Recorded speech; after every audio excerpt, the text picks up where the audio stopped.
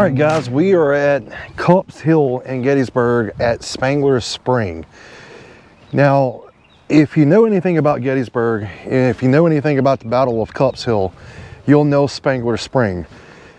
This position that you see right behind me was actually part of the Williams Division of the 12th Corps of the Union Army. They occupied this position and these rocks you see just in front of me here on the hillside, and some of these, and they took refuge right here in these rocks. Now, how does Spangler's Spring get its name? First of all, this is Spangler's Spring. Spangler's Spring was named for the Spangler Farm, which is nearby. You can't drink from this spring anymore, but at one point you could. And it was said during the battle that both Union and Confederate forces fraternized around this spring and drank from here. Is that true? No, not really. Oftentimes they would meet by accident here, but they'd get a drink of water and that was about it, as far as we know. Now, I'm sure they did, some of them did talk to one another. And there were occasions where soldiers met here and they didn't know even, you know, they were on opposing sides sometimes until they asked one another, well, what division are you with and what regiment? And the other guy answered, well, I'm with this person, well, oh. Basically, that's the way it went. But this is Spangler's Spring, and pretty cool. Spangler's Spring, a natural spring located on the battlefield of Gettysburg, had been a favorite picnic ground. But on July the 2nd, 1863, axes rang and stones rolled. The soldiers of the Union 12th Corps built breastworks of logs, rock, and earth, extending to about a half a mile north to the top of Culp's Hill and beyond. Spangler's Spring, also known as Lower Culp's Hill, late on July the 2nd, saw the Federals here ordered south to assist with the crisis near the Peach Orchard and Little Round Top. In their absence, Confederates of Edwell's 2nd Corps crossed Rock Creek, which lies nearby, and occupied a portion of the Union breastworks that was built earlier that day. At about midnight, the weary Union soldiers returned to the area to find much of their trench line that they had just built have fallen into enemy hands. 4 a.m., July the 3rd, the battle along the breastworks began, and for the next several hours, the foes struggled to dislodge each other. 7 a.m., July the 3rd, two Union regiments positioned across the meadow, the 2nd Massachusetts and the 27th Indiana, were ordered to take the breastwork. Many, obeying the suicidal order, charged into the galling fire of well-concealed Confederate marksmen, entrenched. Of the 655 Union soldiers that engaged, 242 were killed or wounded. Union Lieutenant Colonel Charles Mudge, when ordered to take the breastworks, stated, "It is murder, but it's no order. Up, men, over the works, forward at the double quick." Lieutenant Colonel Charles Mudge of the 2nd Massachusetts Infantry would not live to see the end of the day. Before the Battle of Gettysburg ever took place, Lieutenant Colonel Charles R. Mudge wrote of his commitment to the Union, saying, "I fully made up my mind to fight. And when I say fight, I mean win or die." Mudge was killed leading the 2nd Massachusetts through the withering rifle pit here at Spangler's Spring.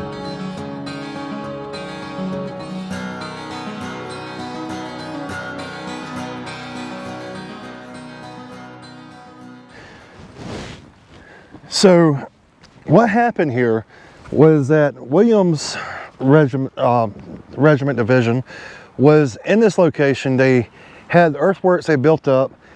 They never really fortified them, and then they left. It was taken over by Confederates. They come back, found the Confederates in position, and tried to retake them. There was a big assault that engaged here, and it's often said that the Confederates missed a big opportunity right here at Spangler's Spring in order to push up into position, but they didn't do that.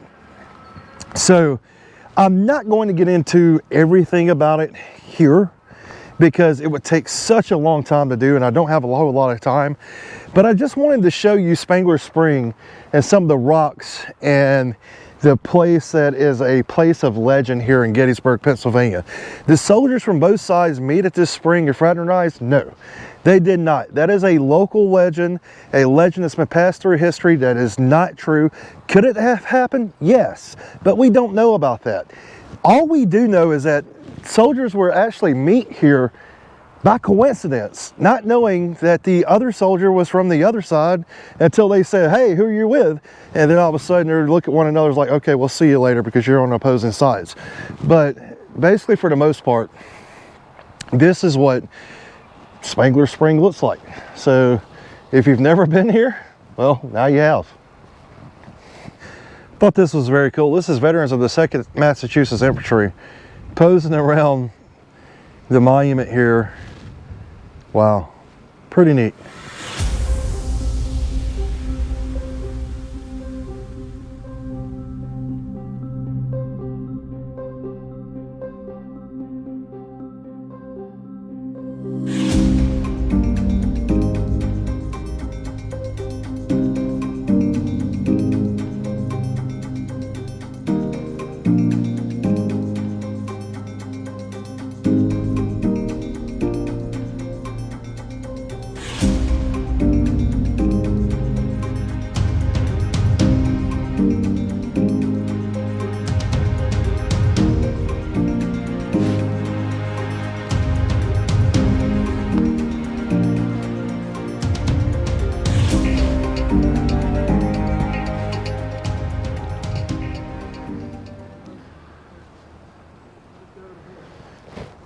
So we're here in the Union lines of the 12th Corps at Culp's Hill.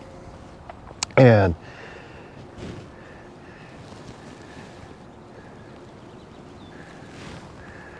as you can see, coming up this hill, we don't have a whole lot of time, but coming up this hill is just monument after monument after monument to brigade, division, regiment. And it is an extraordinary thing to see these in books and then come here and see these in person. But what's even more extraordinary than this is actually looking at things that these men had to overcome as far as terrain. Now, this was a place of action on July the 2nd and some on the 3rd, but this is where the men from the first day's actions fell back to. And then they faced challenges and attacks here. Now, in doing that, there was something here called the Fight for the Summit. Basically, the fight for the summit of Culp's Hill. And just looking around me and the woods of Culp's Hill, holy bananas. I mean, this is absolutely just an intriguing place to be, an intriguing place to see. And if you look down here in the ravine, it's just hill to valley to hill. The only thing that could really get this without a problem is squirrels. Now, Culp's Hill was occupied by Union troops all 3 days of the battle. It was a critical right flank of the Union defensive line. At mid-morning of July 2nd, elements of the 12th Corps arrived to reinforce the hill, and that included a 1,400-man brigade of George S. Greene. That night, his New Yorkers, along with reinforcements from the 1st and 11th Corps, successfully fought off 4,700 Confederates and held the upper summit of Culp's Hill. Before sunrise, fighting resumed, and with 22,000 Union and Confederate soldiers battering for the hill, this place was a living hell. One Union soldier recalled the whole hillside seemed to be enveloped in a blaze of rifles and gunfire. The line of monuments that are to our right in this direction, if you could see through the trees, indicate the position of the Union defenders who actually held their ground here on the summit of Culp's Hill. And the Confederates assaulted up Culp's Hill from this direction. After 7 hours of combat, the Union line remained unbroken. The fighting here foreshadowed a new kind of war. And in saying that, that means that shovels and bayonets proved to be a lethal enemy. These rocks saw every inch of that battle. Just check out these rocks of Culp's Hill, man. Could you imagine seeing what these rocks have seen? Could you imagine having to hold these positions? I mean, just check it out.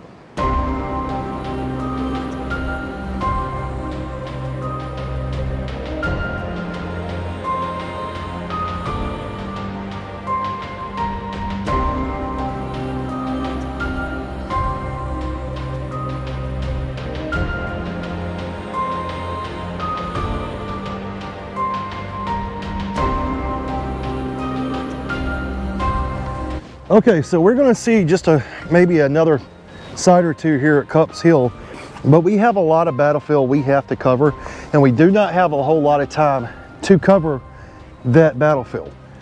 So we still have the wheat field, the peach orchard, Little Round Top, Big Round Top, Devil's Den, the slaughter pen.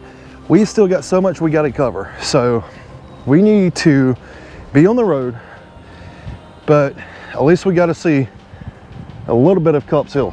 Let's go.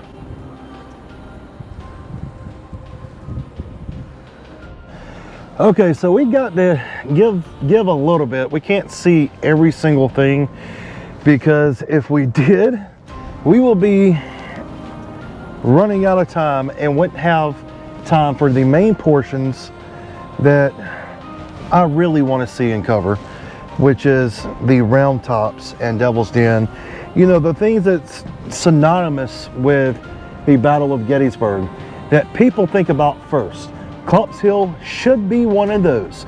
Culp's Hill is a major factor. This is where the Union troops pulled back to after the first day of the Battle of Gettysburg, after July the 1st. They were here on the 2nd.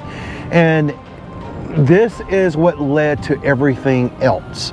And if you can see here, I want to show you this view as we're driving along here. This is the view to East Cemetery Hill. You can see the statues there in the distance. But we are continuing up Culp's Hill, and I'm just going to show you the driven view as we go into the very top of the summit. Now, once you get up here, you can actually go on this observation tower here. I'm not doing that today because, well, I'm gonna be honest, I just don't really feel like it. And I've got a lot to do, and that's going to take a while. Okay, if you could see in front of me, this is the very top summit of Culp's Hill. This is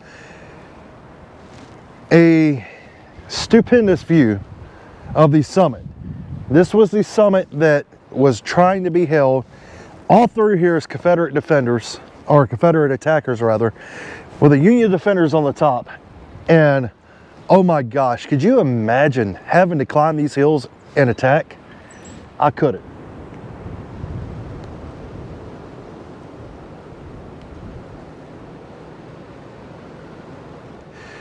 So this was the place of terrible violence on July the 2nd, the second day of the battle, and also on the 3rd. On Culp's Hill, hundreds of thousands of rounds of ammunition were fired by both armies. Trees were splintered by shell and shot, canister shot, grape shot, solid shot, breastwork scarred to earth, and the dead covered the slopes. The wounded, you could hear them moaning and crying. And after the battle, the townspeople who visited here were just horrified by what they saw. This was a field of horror. People here that lived in Gettysburg had never seen anything like what they saw on this hill, on this hillside that you see before me. It was terrible. Wounded, dead men everywhere. And you can walk Culp's Hill now, and we will walk right here to the edge because we do have to go. But I want you to come visit this place for yourself. But ooh, we almost went. We almost slipped on some mud. It's very wet here today. But I mean, you got monuments dotting this hillside, as you can see there in front of us. There's the rocks we were just at. We're actually come up to a higher elevation. But you can just see what these men had to endure, what the attackers had to endure, what the defenders had to defend off. And they had to go down the hill, up the hill, down the hill, up the hill, attacking, repelling attacks, attacking, repelling attacks. This was an utter hell. There's no other word for it. It was an utter hell. You had Ohio troops, New York troops. The New York, 80th New York was right here in this location. The Ohio troops were over here in this location with the 66th Ohio Infantry. You have their markers here of where the 60th New York left flank were. You can walk this hillside and tell where everybody was, and then get the visual picture of how many dead, wounded, and dying were laying on this hillside. This is something I've read about, studied about, heard about, and I'm telling you, I never have been able to grasp how bad it actually was and must have been until I just got here in person just now and just got the idea of what these men had to endure. I mean, just look at this. This is a valley. A valley of death is exactly what this is. A valley of death, a hill of death.